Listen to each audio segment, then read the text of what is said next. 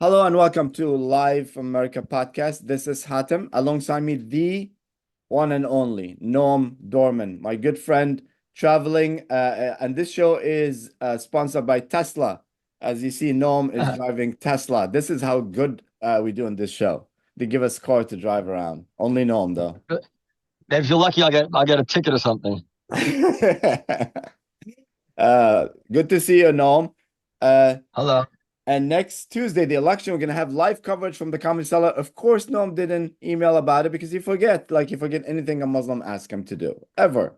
No, I don't want to email because I don't know what's going to happen with that. I don't. We'll talk Oh, about it right now. I don't find myself in these situations. I don't. Okay. Go ahead. We'll talk about it in a minute after I introduce my two amazing guests. Both Yeah. comedians, the very good and funny, and author of That Joke Is Not Funny Anymore, but he is funny, Lou Perez. Hello, Lou. Hi, it's been a But I while. didn't. I Thanks for didn't having get. me back. I didn't get the information, like any graphics or anything to send. Anyway. I did send you that stuff. Oh, you did. I didn't see that. Okay. See, this is Last time every last time argument I right heard you now. didn't have the link. Last time I heard you didn't have the link.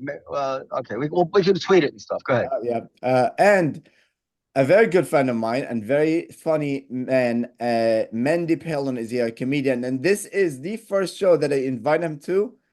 And the topic is not about Israel. And he's Yes. here, the Hasidic comedian, Mendy Pellin, number one in the Hasidic community. Thank you. I can't believe that you're able to let this genocide go on and not address it in an episode. It's just it's unbecoming to you people. I mean, we have addressed it in a lot of Okay. episodes, and I'm sure we're gonna talk about it at some point because you just remind me of it. There's something about you. I'm not sure what.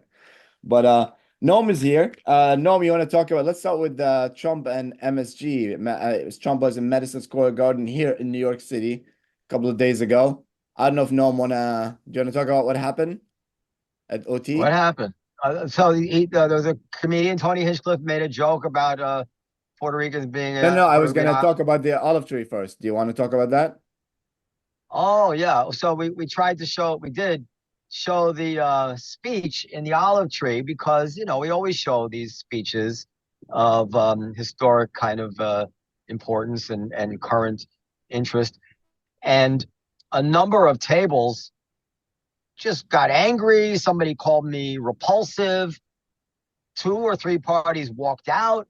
And I tried to say to them, we were showing if it was Harris, there's an election coming, it's a democracy, and we're showing an important speech. All the major networks, CNN, and even MSNBC had held their nose and was covering the speech, and we were showing it in the olive tree. But these people, this is the way it is these days. They just thought it was unacceptable to show a speech by the other candidate from the major political party running for president of the United States.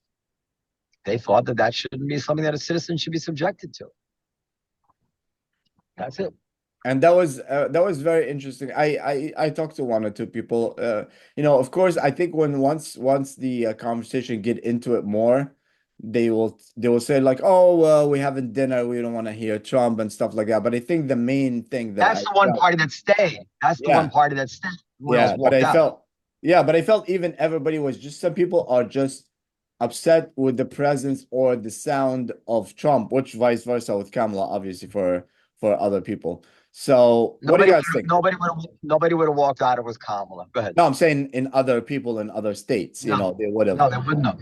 Well, Yeah. yeah. Well, That I guess one of the things that I'm interested, what do you think about this, Noam? The fact that with Live from the Table, Live from America podcast, the more political stuff that you do, like debating and conversations and having kind of one-off shows where there are debates and that sort of thing, has the image of the comedy cellar changed in that there are some people who can come to the olive tree and expect to see, like, oh yeah, they would be playing this political thing, or is it something where people would come and they're like, what the hell is going on? This is like above a comedy club. I don't want, if people are trying to find like a complete separation between the politics and the night out. But it seems like on the other hand, people they just want to hear what they agree with, if they're out and they happen to stumble upon a political thing, rather than just not wanting to deal with it at all. I don't know. I don't have a good answer to all this stuff. I think the Comedy Cellar's reputation has well, as we forayed into politics, I don't think our reputation suffered at all.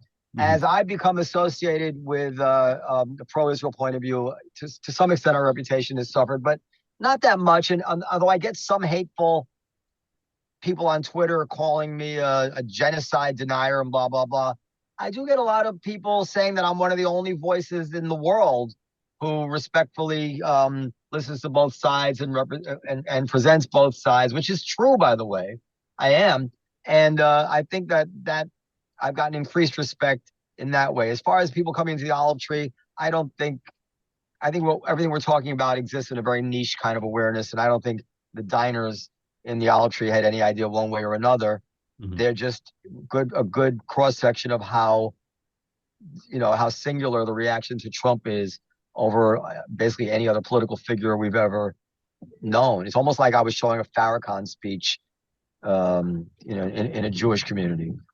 So let me ask you guys this. We'll start with Mendy. Do you think that, and this is a question I'm going to ask later, we became like bad losers or bad winners as well? Like we cannot take the other teams. Just to be fair, when we go to the olive tree, there's a big screen located right in the middle.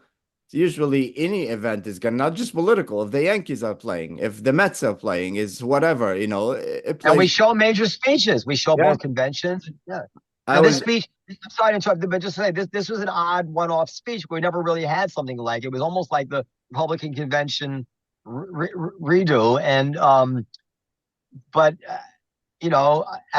I showed it based on my gut that it was important to show it, but then when I got that negative reaction, I asked someone who was there to check all the news networks, and every news network was covering it, meaning that my instinct was in accordance with, people who do this for a living. So I felt justified in showing it.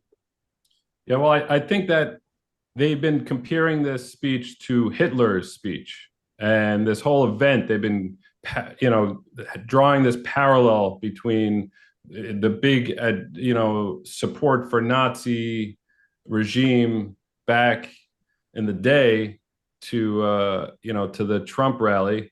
And so if you think about it like that, would you put on the screen a Nazi event? You wouldn't. So if I thought it was fundamental to the to the democratic situation in America at the time, yeah, of course I would. Okay. And it would have been, I agree with Noam. And what's funny, like what's interesting also is like when I was talking to one of the, people that were like upset, I was like, don't you want to listen to this yourself? Because they're going to be a lot of attacks later, and you want to know if things are out of context or no. What you want to know what he actually said, so you can attack him the way you want to attack him, and it's just taken second time. But do you think that we got to a point where like we didn't even want to hear, we just want to know what people tell us that he said, kind of thing? Lou, what do you think? Have we became those people? Not us, obviously. Well, yeah, and I think everyone probably notices the past couple of weeks, critics of Trump have definitely ramped up the calling him Hitler, calling his supporters Nazis. It's Nazis and Hitler, Nazis and Hitler. And Noam on his Twitter shared a really great. You're the one person that follows him. Oh, actually, I've created many fake accounts, so it looks like he has a big following. But Noam posted a video from Michael Moynihan, who's on the Fifth Column podcast, and I think this one was with the Free Press. Basically, giving debunking the charges of Trump being Hitlerian, his followers being Nazis, in particular, this event being a quote unquote like a Nazi event of 2024, and he does a really great job just bringing historical truth and reality to it. And for me, I think what actually kind of turns me off maybe from the other side, but like the Kamala Harris side, is this insistence on calling Trump Hitler, calling his followers or supporters Nazis, because if that were true, then we are fucked as a country beyond whatever this election is. Because the idea that you have, say, over 75 million Nazi sympathizers in your country is really, really scary. So it's sort of like, depending on the rhetoric from either side, I think it could, at least in my case, it can kind of close me off from hearing stuff that they might have to say that actually has like some, validity. Well, Yeah, I do. Go ahead, Mendy. I think this generation, there's a problem where they try to deplatform anything that they don't like to hear, and it's evil if you play anything that they don't agree with. My grandmother was a diehard Democrat, diehard liberal, borderline communist, but she listened to Rush Limbaugh every day. She would yell at the radio, but she wanted to hear the other side, and she agreed with some things he said. That was the old school Democrats, the old school liberal progressives. Now it's like, you're evil if you even replay something that I disagree with. Yeah. Well, I think obviously to an extent some people do, but it gets to a point where like you just don't want to even. To me, how could you not hear something and unless it's obviously there's a lot of stress that comes with it, and make up your mind. But if you're going to talk about politics, or if you wanna even vote days before, listen and agree or not agree. Obviously, Lou. There's a subtle layer to it, which is that one person might say, I fucking hate this Trump. I'm trying to eat my dinner. Let's just go. I don't want, it upsets me. Fine, I get it. Another person says they shouldn't be showing this man. Yes. Which is a different thing. It's like it's rejecting the whole premise of the fact that in a public place, that a publicly spirited person ought to be showing Donald Trump, as if we should all join hands and circle the wagons and make sure that this is all suppressed. And that's it's fascist. It's anti-democratic. They should be ashamed of themselves. And just to Noam's point, and I think it's very important to me, when that customer say, I can't believe that they are showing it. Whatever he means by they, if he means what I mean, then I agree with him. But if you say they, as people shouldn't be playing, but yes, that's actually a very good point.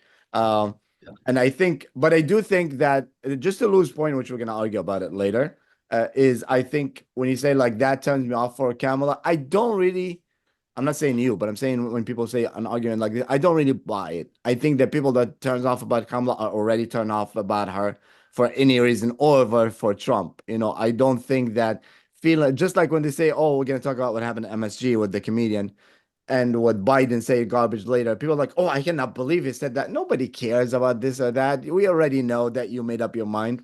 But let's talk about. Oh, no. I just want to say, no, I hear what you're saying there. I mean, when I say like the past couple of weeks, it's been ramped up. Yeah. It's been ongoing for, going as far back as, 2015, 2016. So it's sort of like, it's like, oh, they're bringing this back. Like, here we go. No, I don't mean you specifically. I'm saying like, I hear people is like, oh, I'm going to vote because I cannot believe that Biden said garbage, or, no, it's not. Right. You have made up your mind. All right. So let's go to, I'll just end with one thing on this topic. About a year ago, I released a podcast where I interviewed a child molester. He was at a comedy show I was doing, and he was the loud laugher right in the front. That annoying loud laugher. Well, he was good for me, but it was very distracting because like everyone in the community, it was like a Jewish event, knew that this guy is a child molester, and he's like out in the open. So after the show, I went over to him and I said, I asked him, like, you don't have any shame to like come here? People know you're, basically a monster. And we got into a conversation, and I had the idea that let me interview him so that parents, educators could get inside this sicko's head and learn something.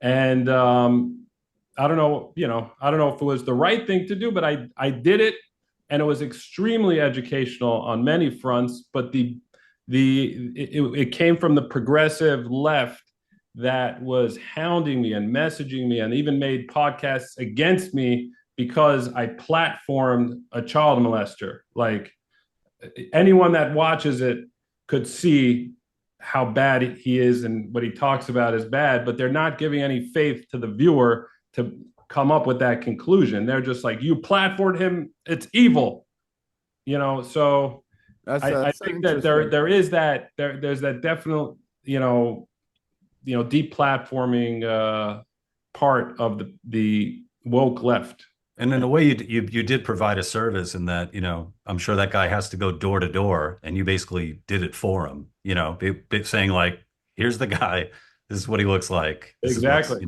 And he actually, he accidentally convicted. He accidentally confessed to something else on the podcast, and they used that as evidence to put him away for 5 years after. That's amazing. Oh, so you can say that you're working undercover. So wait a minute, that's so odd. So a Jew have a wire? Oh, weird. Let me guess where he was from. Anyway, so let's talk about Madison Square Garden event that happened. Obviously, we all saw the comedian making these jokes. I don't think they were funny.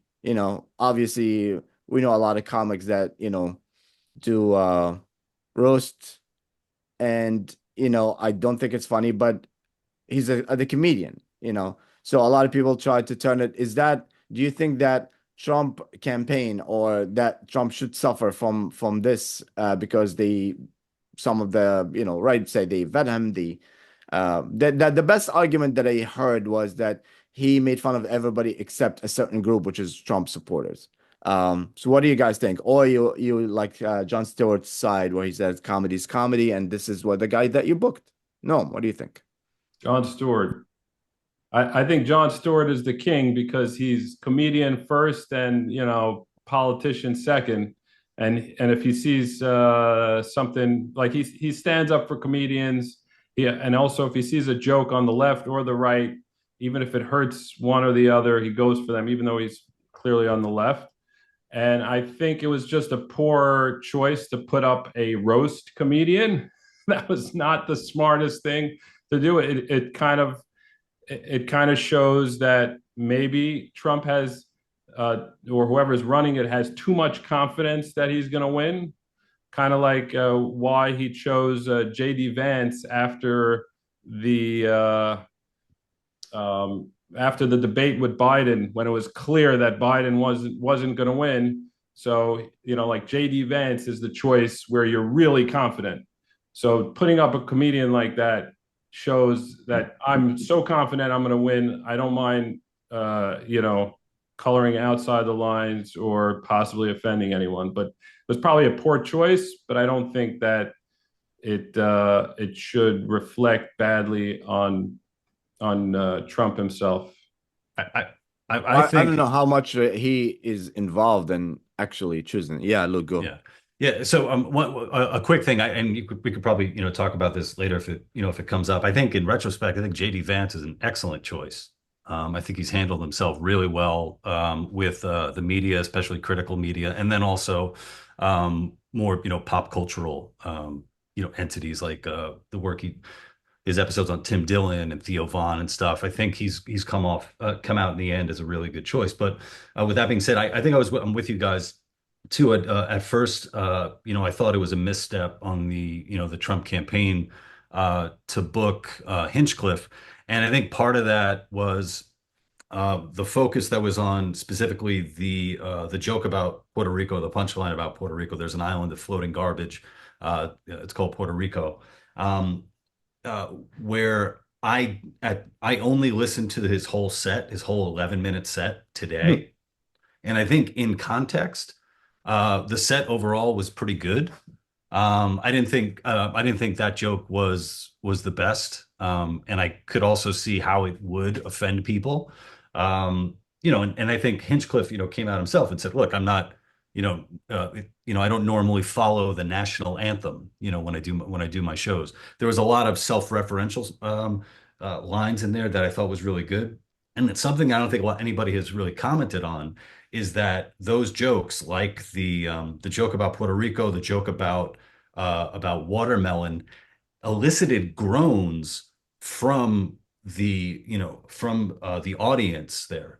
So he's doing these jokes, and they are offensive jokes, and the people who follow Donald Trump are groaning. So I thought it was an interesting thing. It's not like they were screaming and bowling over in laughter at these offensive jokes. So I think overall maybe it was a misstep getting him, but I don't think it's going to have that big of an impact. And it actually turned out to be funnier than I thought it was going to be. So, Dworman. So yeah. So actually, I'm just thinking about something now. Maybe I might write something about it. Obviously Trump wasn't involved, but the mistakes that an organization makes can very often, not 100% of the time, it can very often tell you something about that organization. So for instance, there's no way Tony Hinchcliffe would have ever appeared at a Kamala Harris rally, right? They would not make that mistake. It's not a random mistake. So what do you want to choose to learn from it? Well, you could want to choose to learn from it that Trump hates Hispanics or loves racism, but as Lou said, if you listen to his speech in context, and if you also look at his other material, you realize, well, he's coming from a very traditional, like Lisa Lampanelli, Don Rickles lineage, and everything he's saying, while maybe is a little jarring and inappropriate at that setting, it doesn't really tell us anything about him. And the same people upset now will laugh at these very same jokes if they were on a Comedy Central roast. But what else is to tell us about Trump's organization? It tells us that they want no part of this fucking politically correct, hyper-concerned hysteria about what people say, how they say it, what kind of jokes they make. And so much so that they didn't even have the sense to lock this down, to make sure he didn't say the wrong thing, or to not even take the risk by hiring a loose cannon, as they certainly knew he was. And if you look at it that way, that tells us something very good about Trump and where he's coming from. So, if you want to view this as platforming some sort of Nazi racist, that's fine. And that's a mistake. It's like, oh, they showed their hand. They actually love Nazis. But if you want to look at it as really an organization that just doesn't think along these kind of woke lines, then I think we can learn a good lesson from it. I think someone needs to make that argument. I might write something about it, but I think it's a very good argument. You should write that. I think that's a great angle that I never thought about. Well, yeah, it is a great angle, but also on the other side, like if you think about like somebody who books shows, like let's say you have a show and you're gonna book it, and it's like, hey, what kind of comedian do you want? It tells you something about what you think his crowd is. Because if I have a show and I'm gonna book it, and it's like, okay, let me book a Trump rally. What do I want? What kind of comedian do I think that I'm gonna get? Who is the person and what kind of joke that he's going to do or she's going to do that the crowd is going to find entertainment? So that also tells you something about. But he made jokes about Jews and Arabs and every other group. There was no particular group that.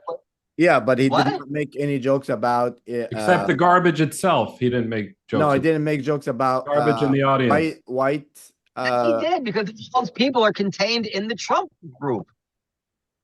No, I'm talking about he didn't make any jokes about, like Lisa Lampanelli, for example, what you mentioned, that she would go to every other group. They would start with themselves. I don't think he did that. And by the way, what's interesting? Wait, hold on, Hatem, did you watch the whole set? Yes, I did, of course. So what did he talk about? He talked about Jews. He talked about Arabs. Well, he didn't talk about at the set, but he had viral clips about making fun of people from Alabama. So they certainly didn't know that he wouldn't tell those jokes. What should he? You think he didn't make jokes about Trump? I think no, not Trump, but Trump supporters, or like that of white. I didn't make any jokes about white people, for example. Like in that specific, I think if you're gonna go all the way, you should go all the way. But the other thing is, Right. like, by the way, these jokes are not new. I don't know if you heard Rogan told them not to say that joke. Like, this is not, like he said, this joke usually, the Puerto Rican joke, like, kills everywhere, but he told them, do not do it in this rally. So he didn't, like, write them down for this, you know? But my point is this, like, comedy, I think comedy is comedy. I don't think Trump or anybody in a higher level is involved in who you pick. Or or even he knew that there's a comedian going to be there. Same thing if that happened in Kamala. But I do think that's the three interesting part. One with Lou says, like, the people weren't, like, always, like, cheering for it. It's actually the almost the opposite. And Noam's point is a good point, but I think also it's a good point to see, like, oh, the person that booked is like, oh, interesting. Why would I get that person? Who would you have booked if they said, Hatem, you book someone for us? Who do you think is perfect comedian for that crowd? Honestly, Mo Amer. Honestly, I don't think I'm not joking. I know you're not gonna believe me. I'll book Noam. Noam is funny. Noam, who'd you say? Which comedian did you say, Noam? I said Mo Amer. I was kidding. I think Mo Amer is great, but I was making a hot take. Actually, you know what? Mo Amer would be. I would book definitely a minority, Arab or Muslim or something like that. Mo would have destroyed. Yeah, Mo Amer will destroy it. Hassan Minhaj will destroy it. So, but I'm saying, like, in terms of, like, a lot of people don't give me and Noam credit for being super funny and smart at the same time. But I think as a speaker or something like that, I think he would be. And the jokes, I don't know if I'm supposed to say that. But the little joke before that you told somebody to say when we were at the Olive Tree and went to the Comedy Cellar, when you have certain people in the crowd. Remember that, Noam? I don't remember, but it doesn't sound good, so I would just keep it to yourself. Well, about eating the dogs. I don't remember the joke. I remember the issue. It sounds hilarious, guys. Yeah, the way that you're describing it sounds really funny. When we took the people that at the Olive Tree, we walked them to the Comedy Cellar, and then he told a comedian to say a certain joke. That was pretty funny. But all right, so you might as well tell. I don't know. Anyway, so I think if you're gonna book a comedian, like I said, like Noam suggested, Muammar or like Hassan Minhaj or you, Mendy, or Lou, or like it would tell, like, I do this, so I know, and Noam obviously do it in a higher scale. That you be like, okay, oh no, don't put that guy. No, it tells you something. Yeah, of course, the wake movement is. You know what though? Going back to, like, what Noam said. This show. This shows. Here you have a group of people, a population who are very sick and tired of wokeness and political correctness, and then also the idea of. And I was definitely, like, not in my head with the idea of, like, do you want the comedian to do more jokes at the expense of the people there, But I mean, the reality is, for the past fucking 8+ years, Trump supporters have been the punchline for every single freaking comedian, whether it's late night, whether it's stand up, they have been the punchline. And the idea that, even for, like, this one night, this 11 minutes maybe, that they are not the punchline. It's sort of like, okay, I can. But it's not about that. Like, for example, we had Colin Quinn a couple of weeks ago or a week ago, and he is brilliant. He talked about everything from politics to Gaza situation to the politics without mentioning anything about any specific party. And he was so. And I invite everybody to watch his special that came on YouTube about the election 2 days ago. It's genius. So that's my point. But anyway, let's move on to the next one. There's the good thing about good for New York, there was no, like, trouble at Madison Square Garden or outside or anything like that. So that's great. Yeah.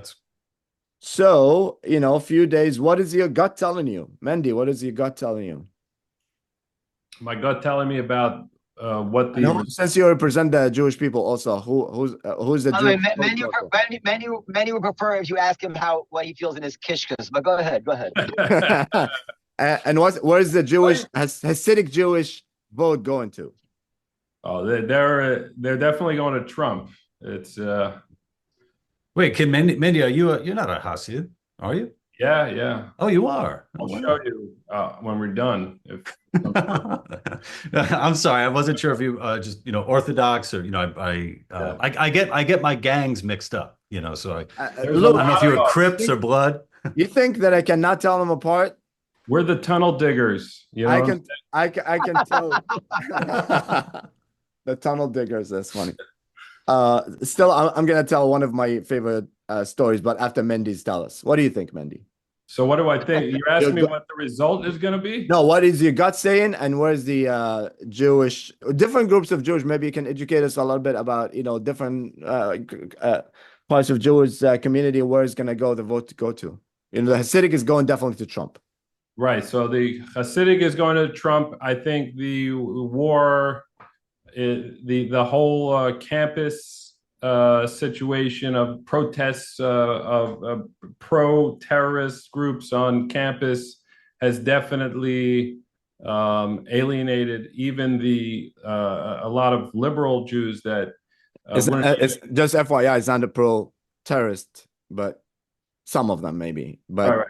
pro. Sympathetic to the Hamas, Hezbollah, and so I mean, at least this is how they view it. Yeah, yeah. There are people that are going to vote for. There are Jews that are going to vote for Trump for the first time ever voting for Republican because they don't feel safe voting for the party that's behind Harris, and definitely within the Hasidic community and the ultra Orthodox, it's I would venture to say it's probably 90%, 99%, well, 90% Trump. So you feel like Trump is better for Israel and for the Jews? Yeah, I mean, they keep on calling him a Nazi and all that stuff, but the fact of the matter is, when he was president, his track record was very good for Israel and very good for America. It's not Israel is one of the topics, but also people just had more money, and before COVID, life was better. So, Can I say something? Can I sure, say something? please.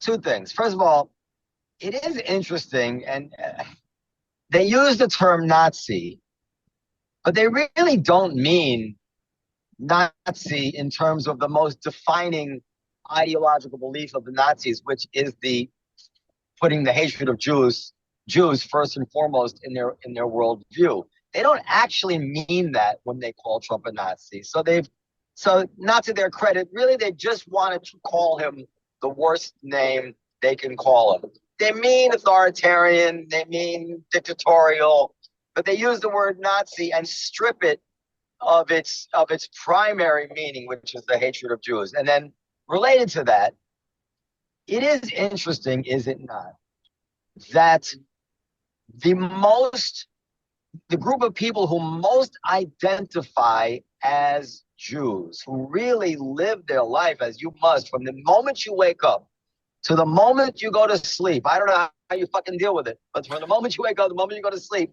everything about you is Jewish. And you and people like you we're supposed to believe that you are the idiots who have no idea how to sniff out an anti-Semite. Like you guys, it's us people who barely, who fast for 4 hours till we can't take it anymore on Yom Kippur. Like that's how Jewish we are. We can't tolerate the anti-Semites. We know them. We have anti-Semite dar, like Gaydar, and we can tell. But the people who devote their entire lives to Jews and causes of Jewish and concern about Jewish and the continuation of the Jewish people, you guys are the ones who preserve us. That you guys are, you can't fucking tell a friend from a foe. This is absurd. It needs to be said. This is just absurd. Yeah, it's a great point. And I love you too, Noam. You feel like when Trump says like, how can any Jewish person not vote for me? It's driving me crazy. I think you have a point. He says everything out loud. Like there's a lot of people that are thinking that, and Trump, he sometimes he doesn't have that filter. And one thing that I don't think, just think about all of the real life Nazis that are so offended that all these people are being included in the club now. Yeah. They're like, this is not my Nazi party. They're having You an know? identity crisis right Yeah. now. The Nazis. They don't know. I don't know who I am anymore. Lou, what is your gut saying? And who is the Trump vote? Let's see who you represent. Who is the Trump voters are voting for? Who are the Trump voters voting for? I think That's a group you represent here. I don't know. I mean, Latino, were you offended at all with that joke or anything, or no, not really? the Puerto Rican joke? Yeah.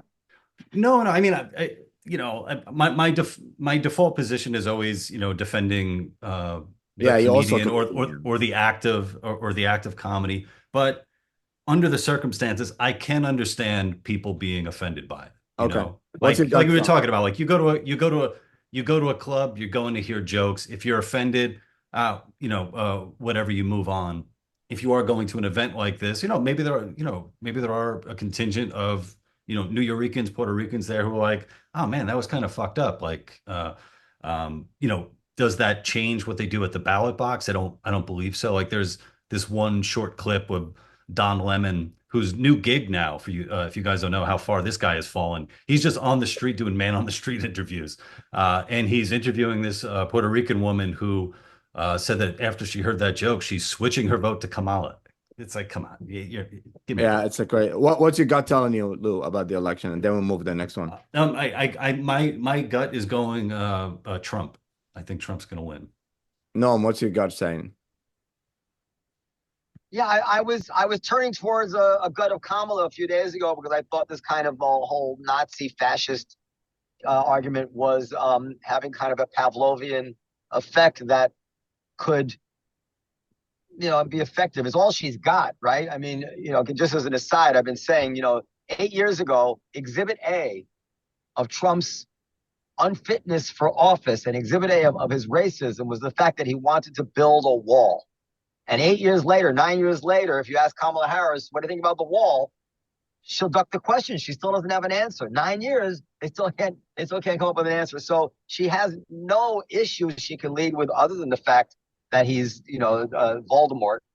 But Voldemort is an effective argument. And I thought that it was going in her direction. But this Biden calling his supporters garbage, however you want to parse his sentence, it really sucked a lot of the venom out of it, and it's going to make it really hamstrings her now because she really can't go full throttle against this Trump supporters now when she's trying to also simultaneously distance herself from the notion that Trump supporters are garbage. So I think, it is very endearing, isn't it, to see Trump dressed up as the garbage man? He does have quite a common touch, and it is clear that she is afraid to go on Joe Rogan. And, I don't know. I think that he's likely to win at this point. And boy, is she going to have a lot of explaining to do when she loses. Well, for all the dumb decisions she made. Well, yeah, it's and it's kind of like, bringing it back to, JD Vance as well. There's this thing about Trump where, we all know Trump because we grew up with him being this, insanely wealthy guy with golden toilets and you're fired and flat, and all this stuff. But yet somehow he's able to do these photo ops, whether it's at a McDonald's or it's at in a garbage truck, and he comes off as authentic. Or him standing on stage in the vest and does a fucking brilliant 5-minute set on it that I thought was that I thought was hilarious. And I was a friend of mine, we were going back and forth. It's like, how the hell is he doing this? This is incredible. He comes off as authentic, even in staged situations, whereas Kamala and Waltz just don't. That's different argument though, because you have I think that is important for a lot of people looking at authenticity. Or you look at like JD Vance, we bring it back to Vance. Here is a guy that we were told is weird. Republicans are weird. And then you listen to this guy sit down for an hour-long interview with Tim Dillon. You're like, this guy is, not only is he normal, he's well-spoken, he's down to earth. And it's like, who's trying to say that this guy is weird? So it's a lot of stuff like there's a lot of Well, inauthenticity, I yeah, think, on the side of the Democrats, or that I, it's just not I playing. think it's, it's also Trump have this, show business comedian personality. He's been in show business for a long time. So being in the stage and doing stuff like that, of course he's able to do things like that. But with JD Vance, yeah, Tim Dillon interview, but what about other interviews that he did? The one recently was, what's his name? Jack Topper, what he's like, you think all top 10 Republicans, including his vice president, think have a conspiracy theory because Trump doesn't want peace, not war. And he's like, yeah, I think so. You really think so? Yeah. I mean, he can come off in certain interviews really bad as well. But, let's talk about the Biden garbage bag. This is my question. If you work for Biden, first of all, how do you log in Skype anymore? Like, what the fuck is Skype anymore? Like, so you let him, he tell me, it's not the president tell you like, hey, log me into my Skype account. You're like, oh no. And then you don't vet it, you switch it, and you release it. Like, it looks like they want to hurt Kamala for some reason. I think it was passive aggressive. Like, I think if he's so pissed off at his vice president, he should just tell her to her face. No, but but I'm serious. The mistake of the comedian in Trump's rally, that's a big mistake. But somebody in the camp did it, at some level, campaign did it. No, they didn't release it. It was a call that was live, wasn't it? Yeah, but you don't give vet to stuff like that, and you log him into Skype. Well, he's the president of the United States. He was having a conversation. He was trying to express his anger at the joke, and this is who he is. He was always putting his foot in his mouth, and at this age, he's doing it more. And listen, I don't think he actually meant all Trump supporters, although they do look down on Trump supporters. I thought he meant the only garbage he sees are Trump supporters. Like, I could say, like, if you and I are arguing, I say, well, the only people I see, enjoying killing children would be the Palestinians. But I don't mean all Palestinians are killing children, right? If I make it, that's a bad example. I don't want to get into an argument about Israel and Palestine. I'm just saying, like, when you say such a thing, you're presumed to be talking about a subset of that group if you're being listened to by somebody in good faith. Yeah. But I don't know where. Whatever. I don't think he meant everybody, but United States. But don't you like somebody have to he was not trying to sabotage Harris. I don't believe that. Lou, what do you think? Yeah, I mean, I don't think it was a concerted effort on his part to do that. I'm one of the people that one of my go-tos is Kamala Harris should be president right now, that he should have stepped down a long time ago, and that she should be our president. And I think with with a lot of this stuff, and I think this is where the Democrats are hurting, is that how can you simultaneously try to run on a record of 3.5 years with Biden saying how great it was, but also trying to separate yourself from the man, So it's like the administration is great, but also I have nothing to do with that. I'm just the vice president. I don't get it. Here's the thing, Lou. A lot of people have talked about that, but I haven't heard the answer to this question. If she was going to separate herself, in what direction would she go? Does she want to separate herself to the left? That's not going to work.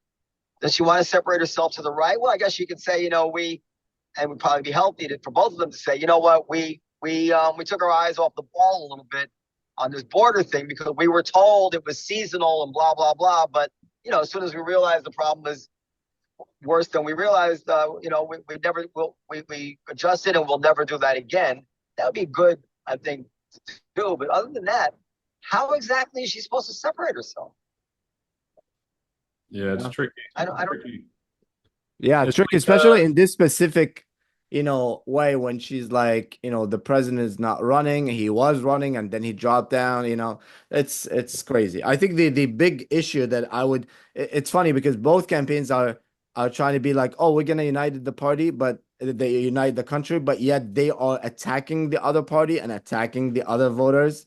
It's not uniting, and it's simple. They can both run in policies or one simple thing, which is Trump denying the results of the election and Harris lying to the American people that Biden was great and he's healthy and he's sharp and everything. These two major things that you lied to the American people, you know? And by the American the people, I mean Democrats, all of us, me too. the Democrats have three very significant problems. One is that Biden is terrible, doddering and old. One is that she is terrible, objectively terrible as a political performer. And objectively, I say because she got,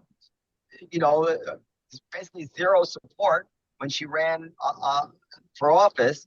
And three, the American people don't support them, majority, on most issues. So they have a few things they can cling to. They have the upper hand on abortion if they can fearmonger well enough to convince people that this is still within the ambit of a presidential issue, that Trump wants a national abortion ban. And you still hear people saying that, even though Trump firmly denies it, and that he is a monster, that he's a fascist, threatening monster. That's all they've got. They used to have Bill Clinton, Barack Obama. I mean, these people were magnificently talented candidates, right? Bill Clinton could speak for an hour with extreme detail about any issue. He could take either side of any issue and make the best argument for it. Same thing with Barack Obama. Even Hillary Clinton, who had a lot of flaws, she wasn't afraid to speak, about issues. Kamala Harris is a zero. But no, Mark my words. I'm making a prediction. I'm making a prediction. Yep. Alert. That if she loses, stories are going to come out that will make our jaws drop about what went on behind the scenes, about stuff she didn't know, about trying to tutor her My Fair Lady style to be ready to take interviews, repeat after me, Kamala, because she spent 4 or 5 weeks, was it, after she became the nominee, where she didn't take any interviews? Well, clearly, in that time, she was trying to learn, because she is a zero, in my opinion. Out of all her accents, I really, I pray that her real accent is a Cockney one. just going to My Fair Lady. But the thing with Kamala, to be fair, also she never ran for anything really, to that level. What are you talking about? She ran for Senate. She ran for president. She ran for president. She ran for attorney general. No, I mean one. Sorry, not just ran one. She won the Senate. She to a point where you can get to that level of debating and charisma. But it's crazy that anytime you see a rally that she's in and you see a Bill Clinton or Michelle Obama, everybody have a charisma. And she just doesn't have any. Her whole platform is I am not Trump. That is basically. Well, I think that's the big mistake. But again, if you look at Trump, his mistake is he is Trump. All you have to do is shut up and not say a word, and he'll be fine. I want to reiterate the point I already made, because it's worth saying again in this context, that if she can't now say she's against the wall, she has nothing to run on. You follow me? Like, if you can't come out against his signature issue, then what can you come out for? Yeah. Like, that's what I'm saying. She has to run on the fact that he's Hitler. That's all she's got. Well, the thing with the wall is, they said we're against the wall, we're not going to build the wall, but the result of the amount of my friends that got in, too much, so they cannot say, wait, what are you talking about? Your friends just took bulldozers through the wall, didn't they? And they came running in. No, those are family. So my friends that got through the border, with millions and all these criminals and stuff like that, they cannot defend that. So they will have to either, if they're going to attack the wall, they have to come with another solution. What is the solution? They don't have a solution. That was the case 9 years ago. Hatem, I have a question for you. What did you think about Mehdi Hassan being, saying, your papers, go get your pager or whatever it was, and the guy on CNN getting fired? I know. That was a major. What's funny is, like, when I saw that interview, I was like, this is me every other day at the olive tray, But I think in that context, the way the guy said it, it's obviously, I think it's bad. I think the reaction was good from the host that they don't allow something like that and talk because it was pretty bad. It was a bad joke. Oh, And come on. no, What's it with you? seemed The guy, It couldn't have happened. Manny let was me- calling him a Nazi. Yeah. well, he did it. Well, let me just finish what I'm saying. I said in that context, it looks like he was saying everybody that have that is Palestinian or Arabic or Muslim have a pager and he's part of it. I think that's why it made it so bad. He wasn't making an argument. It's like, oh, you're just supporters, so or a pager joke like we all do. He was saying, So you actually took from it that he actually thinks Mehdi Hassan has a pager? Because I took it to mean that he was accusing Mehdi Hassan of supporting Hamas. no, I took it that he is supporting Hamas. And he's not supporting Hamas. That's the point that Mehdi Hassan would have been trying to. Of course he is. You're breaking up, Have what? you follow the stuff that Mehdi Hassan said? Yeah, I mean, Of course, Mehdi Hassan supports Hamas. Not Hamas supports the Palestinian. There is, yeah, you can make an argument, but I don't think he makes it over and over and over that he is for the Palestinian people. I actually think he have a good argument, I think he does have a beeper, just for the record, Who does have a beeper these I days? just want to fact check that right now, in real time. I think that's what I'm talking. If it's a setting of a comedy show or comedy or stuff like that, obviously that's a good comeback as a good joke. But the way he said it, I don't understand. I don't understand. Somebody pointed out they gave a nice historical perspective of it, where they're like people were like outraged, like, oh my God, and they had to kick him off the show and all that. no, I don't think people should be outraged. No, outraged that however it went down, and then they show this brilliant clip of Gore Vidal and Bill Buckley Jr. on set where Gore Vidal called him a crypto Nazi. And then Buckley, threatened to, basically make his nose bleed and called him a queer, which at the time, was quite, quite the jab, to throw at someone verbally. But they continued their debate, so they, this idea. I mean, especially look, man, if someone calls you a Nazi, man, I think you get to hit them with any verbiage you want, But I think that guy Mendy is kind of a scumbag too. If you watch the whole thing, it wasn't a debate in terms of debate. It was questions going back and forth. It wasn't like a debate sitting. It was a news sitting, and the guy wasn't fired. He wasn't just invited. Hatem. Hold on, the guy wasn't fired. He was barred. Fired. I don't understand how you can say it's okay to call somebody a Nazi, but it's not okay to say, I didn't say that. Pager. I didn't say that.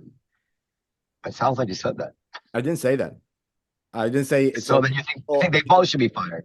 No, what I said. Well, the other guy doesn't work for CNN to be fired. He was just asked to leave. Mehdi Hassan doesn't work for CNN. They both should be. They both should be banned from CNN. Why are we getting caught up in semantics? You know what I mean? They banned him from CNN because of the comment. No, it's a different. It's not the same thing. I don't think the comment is the same thing. But isn't Nazi worse? Isn't Nazi generally worse than saying you support Hamas, or equivalent at best? No. I don't think it's the same, but I don't think he called him Nazi in that context. I don't remember him saying Nazi. Actually, let me see if I can. Well, I can play it because of copyright, but I'll do the transcript of it. But we can come back to that in a second. But I don't think that's what happened. But I think the reaction of the hosts in general was overacting. But I don't think that guy, the way he said it so quickly, it seemed to me that was racist. That's what it seemed to me. And racist. Why racist? Well, you just asked me my opinion. So I'm giving you. Why racist? Let's be real too. The Lebanese look white to me, man. I mean, they look pretty white to me. So I don't. Hatem, I'm surprised you're saying it because you don't really stand for this.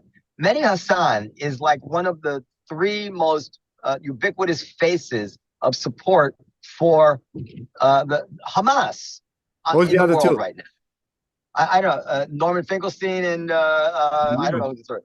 And Aaron Mate, maybe. We see him every day making the case that Hamas is the victim here and soft pedaling any accusation against Hamas, probably even the sexual assault, although I actually don't know that. And so somebody says, oh, go get your pager. this is a reflection of racism? It's not a clear attack on his point of view? I think the way, this is what I said. I said when I saw it, the way the guy responded, the way he said, you know how you can say a word that is not racist, but the way he said it felt that way.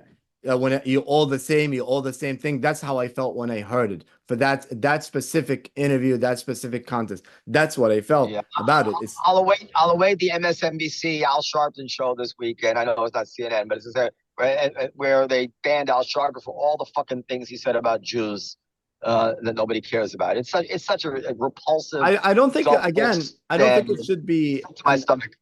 I don't think it should be a comparison to everything. We're talking about a specific situation. But by the way, just to clear, because we just said Aaron Matei and Finkelstein, which we know both. I don't think that Aaron Matei says that he supports Hamas or Finkelstein. I don't think they ever. Nobody dares say I support Hamas.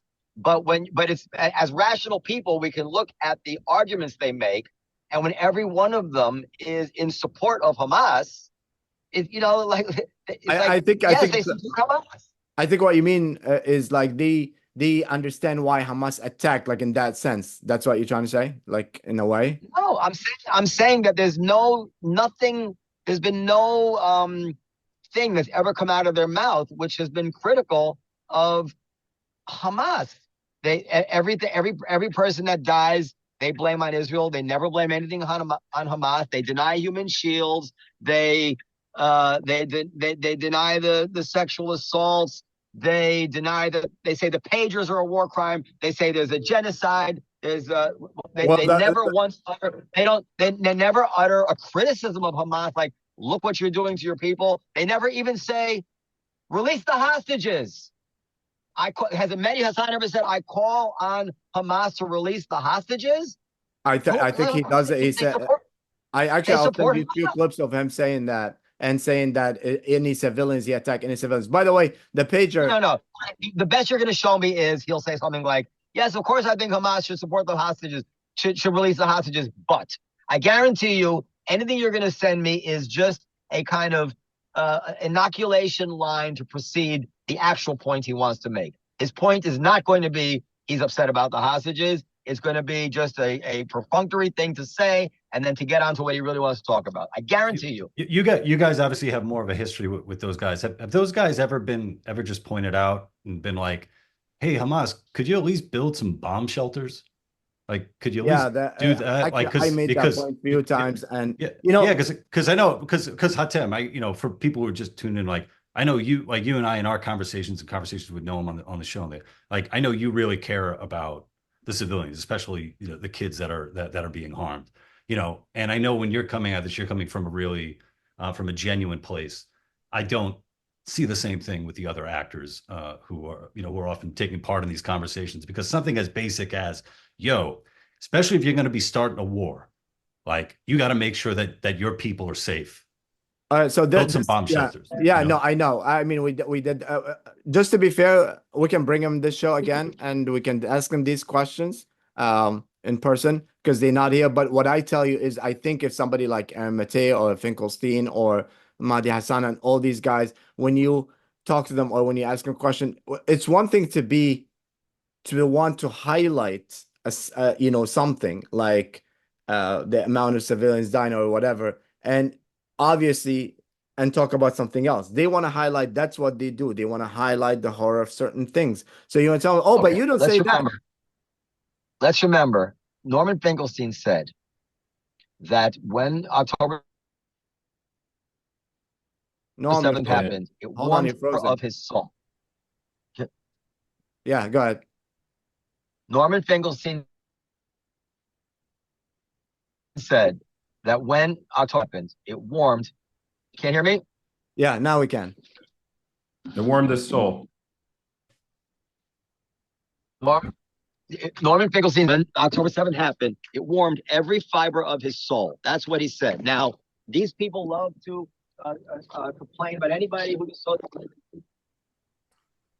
I think the Aaron Matei and Mendy Hassan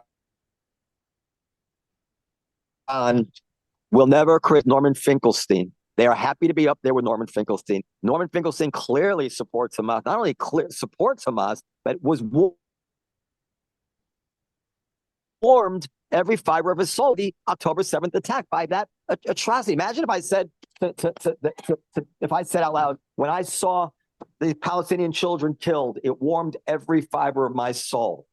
No responsible pro-Israel advocate would want to be anywhere near me, right? Yeah, Am I well, missing something? well, like I said, I don't think that Aaron Matei or Mahdi Hassan or Finkelstein said that, because I remember Finkelstein did say something and said after a few days of our thinking what's happening, and he said something else. But again, there's these guys that try to you're frozen, by the way. No, I don't know if you're trying to say something. But you are these guys that are trying to work on a specific cause, which is highlight the hold on, he's logging in from another place. Which highlight a specific atrocities, a specific things, and they have a point of view on that. You can't say like, oh, they said that. But again, they're not here, so I'll bring them here and we'll talk to them about it and we ask them about it, and then you will say, but because I want to stick with the Trump thing.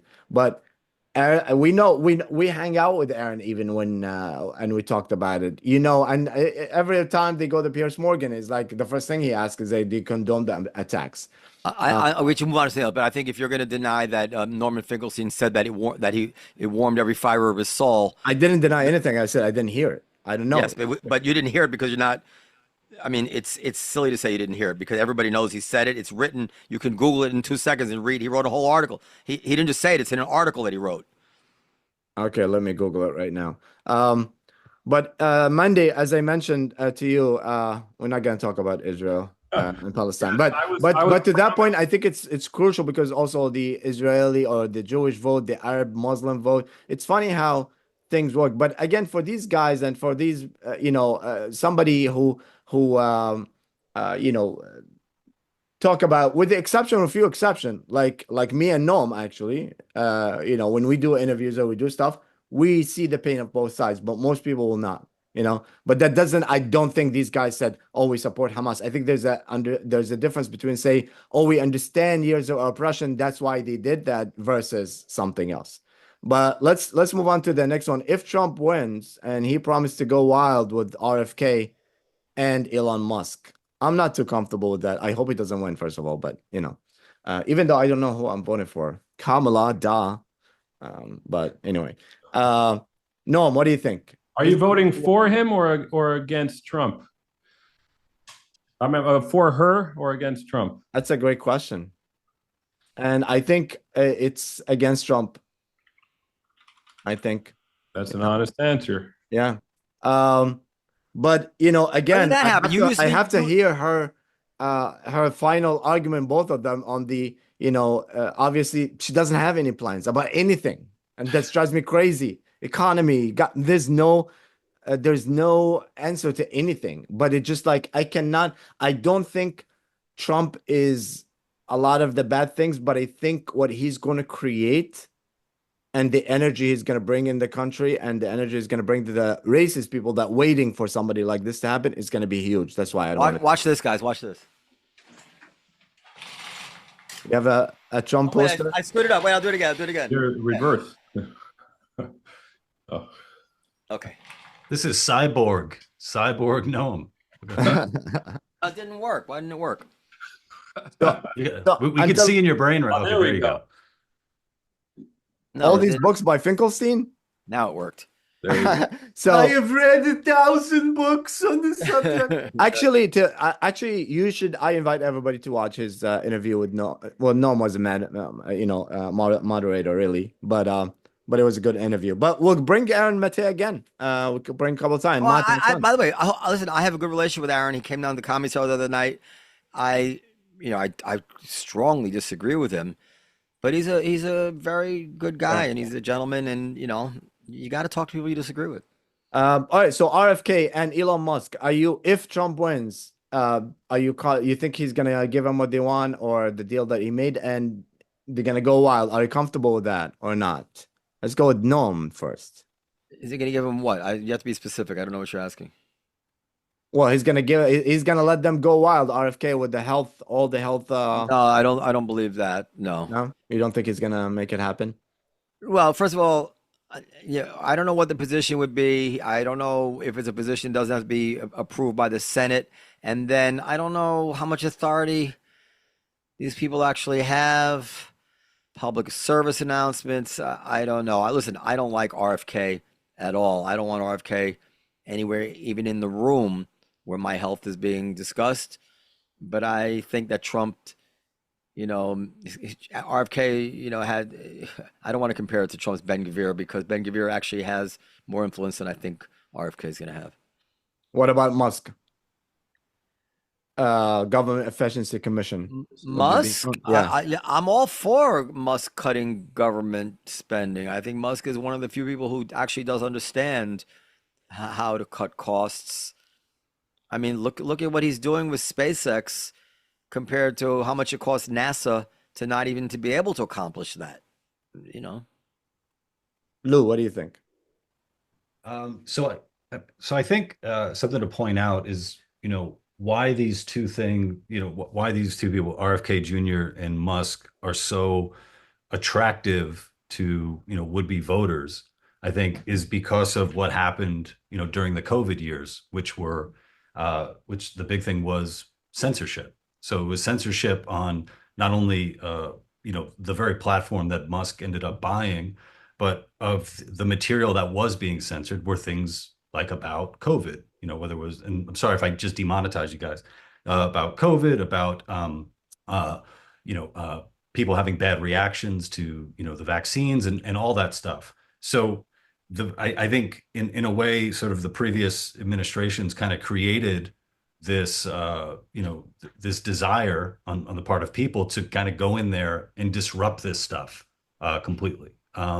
So I think that's what is attractive about it. But I think Noam brings up a good point about, I think in both cases too, in the case of Musk, it's, there could be some, there could be some stuff there where, Musk already has these contracts with the government. So can he therefore be allowed to, what role could he possibly play with any conflicts of interest? And then also, with the RFK Jr., I mean, he's not a doctor. So, what role would he play? Could he possibly be a face of it, in the way that kind of like Arnold Schwarzenegger in the 80s and 90s was like the face of, exercise for children and that sort of thing, to make America healthy again. That Or could be Bruce a Jenner in possibility. the Olympics. What's that? Bruce Jenner in the Olympics with Bruce Jenner. with the cornflakes, and that turns out great. Yeah. Mendy, what do you think? Well, I'll flip it back a little bit. It might be a little scary because there's this big ball of question mark. Like, what are they going to do when they have the keys to the car? But I think there's a bigger question mark when it comes to Harris, because no one has really any idea, and she hasn't articulated anything that how she's going to run her administration. So I would be more scared to get in her car. At least I know what I'm getting with Trump. And I think the government needs to be more efficient. It's just years and years of things piled on. If you ever had any dealings with the government, you know how, you go onto their website built in 1990, and it still has like an AOL feel to it.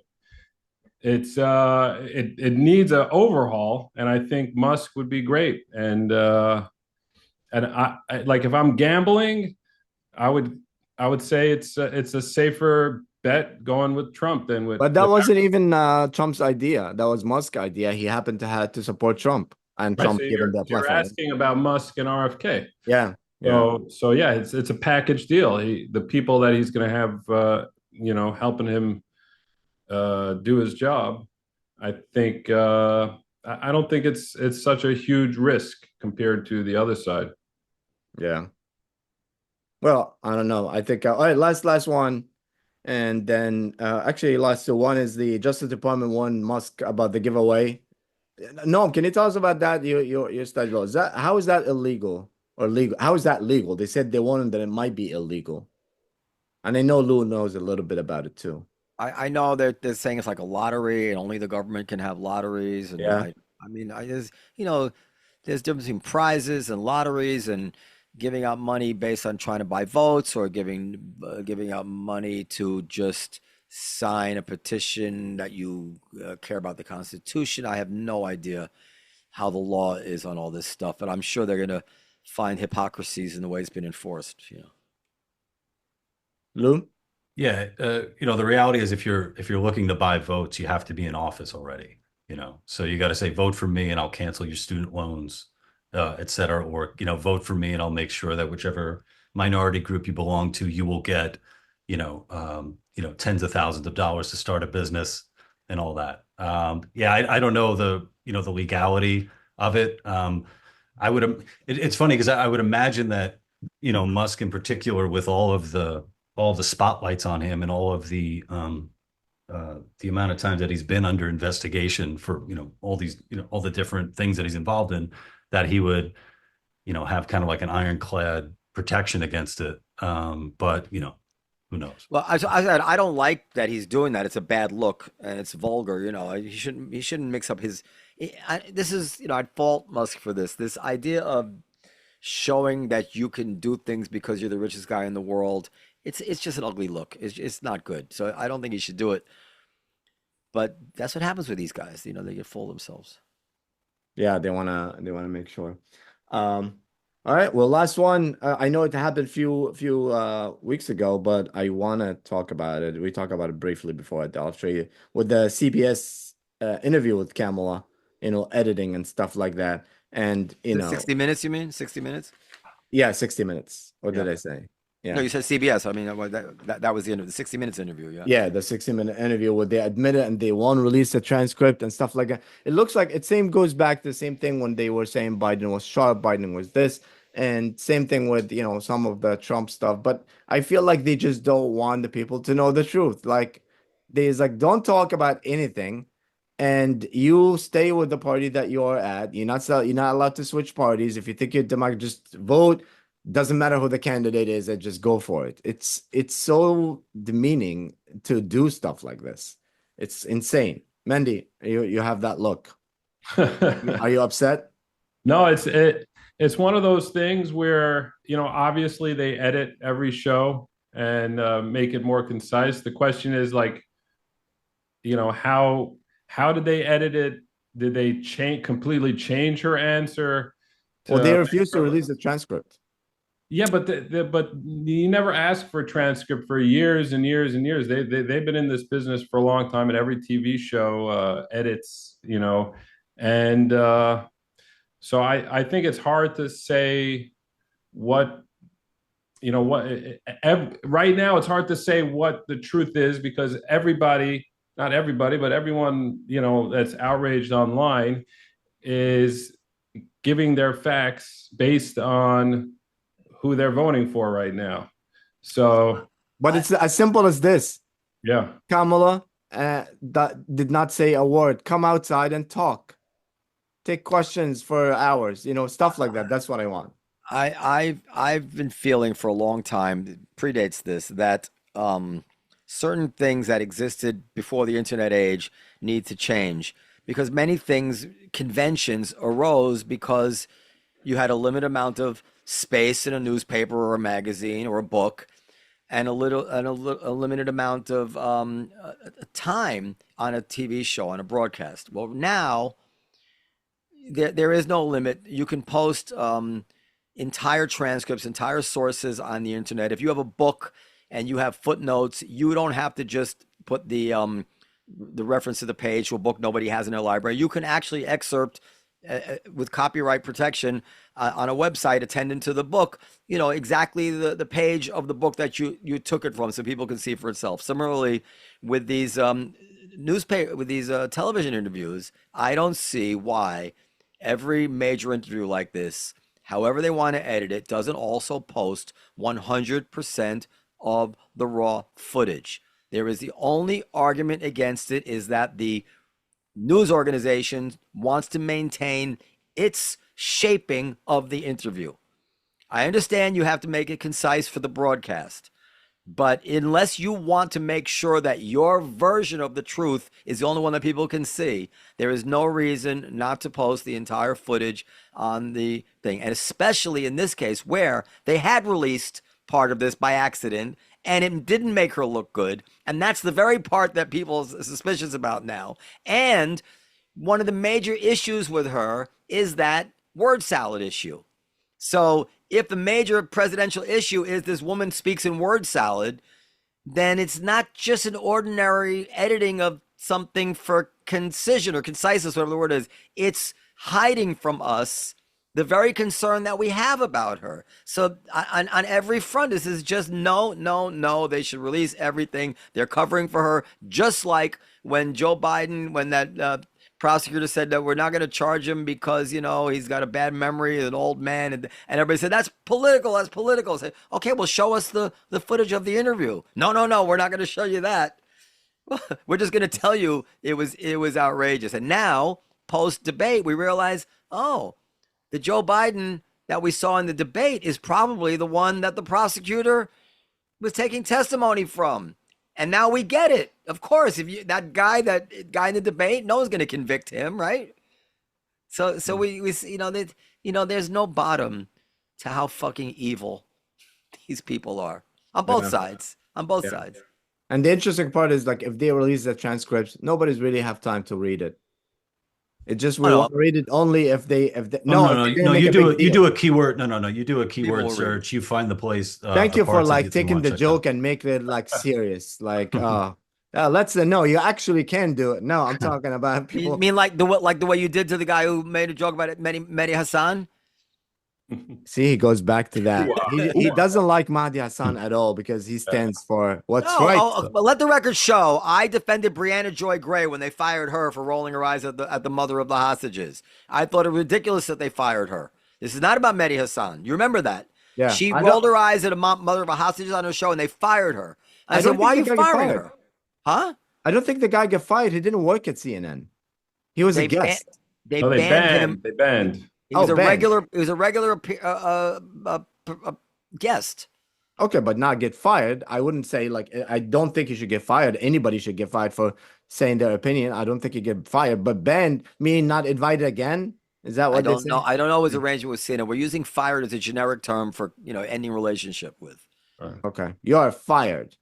I agree with Noam that this era, there's no reason for not having transparency. Like we need to have a big focus. If the media, if the news media wants to regain confidence in people, then they should change the way that they've been doing it and just add this amazing transparency. Yeah. And the worst example of this is sometimes a candidate there'll be a news story. Donald Trump said a racist remark about Jews, blah, blah, blah, blah, blah. And they won't print what he said. And they won't link to the video so you can see for yourself what he said. Have you ever seen that? It's like, what are you doing? I just have to take your word for it that I should be offended by what he said? And that's exactly the argument I made at the olive tree with the people. I was like, don't you want to watch it yourself? So when somebody tell you he said that, you know what the context was. Don't you want to know that? Don't you want to, if you say something racist and you felt it, then you say, okay, I felt it. It's over.